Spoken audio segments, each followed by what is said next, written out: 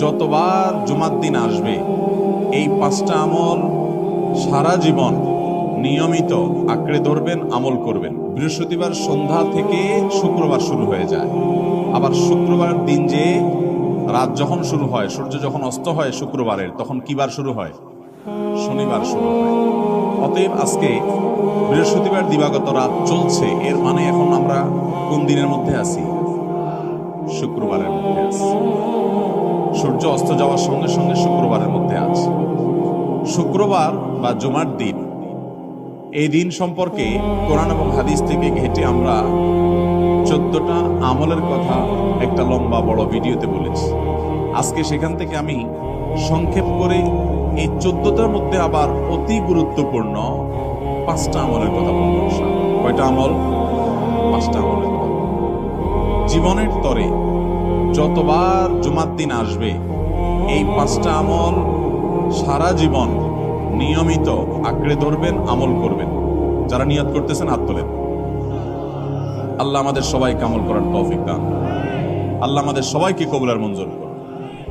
Number 1, সবচেয়ে বেশি যেটা করতে হবে পরিমাণে, জুমার দিন জুমার রাত বৃহস্পতিবার সন্ধ্যা থেকে নিয়ে শুক্রবার সন্ধ্যার আগ পর্যন্ত পরিমাণে সবচেয়ে বেশি করতে হবে যে আমলটা, সেটা হলো দুরূদ শরীফের আমল।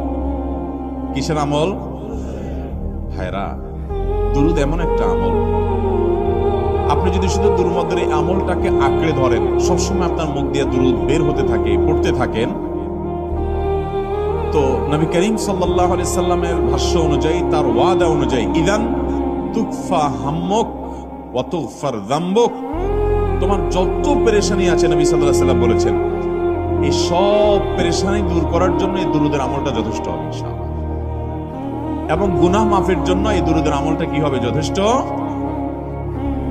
নবী করিম সাল্লাল্লাহু আলাইহি সাল্লাম বলেছেন, মান সাল্লা আলাইয়া মাররাতান সাল্লাল্লাহু আলাইহি আশরা, যে ব্যক্তি আমার প্রতি একবার দুরূদ পাঠ করবে, আল্লাহ রাব্বুল আলামিন তার প্রতি 10 বার রহমত নাজিল করবেন।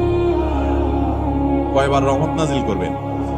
আপনার জীবনে 10টি জায়গায় খুব ক্রাইসিসে পড়ে গেছেন, কোন জটিল সিচুয়েশনে মুখোমুখি হয়ে গেছেন, বিপদের মধ্যে পড়ে গেছেন, ওই জায়গায় আল্লাহর রহমত পাবেন। এরকম একবার দুরূদ পাঠ করবেন হক আদায় করে, যথাযথভাবে মহব্বতের সাথে 10 বার আপনার জীবনে আল্লাহ তাআলা অনুগ্রহ নাজিল করবেন।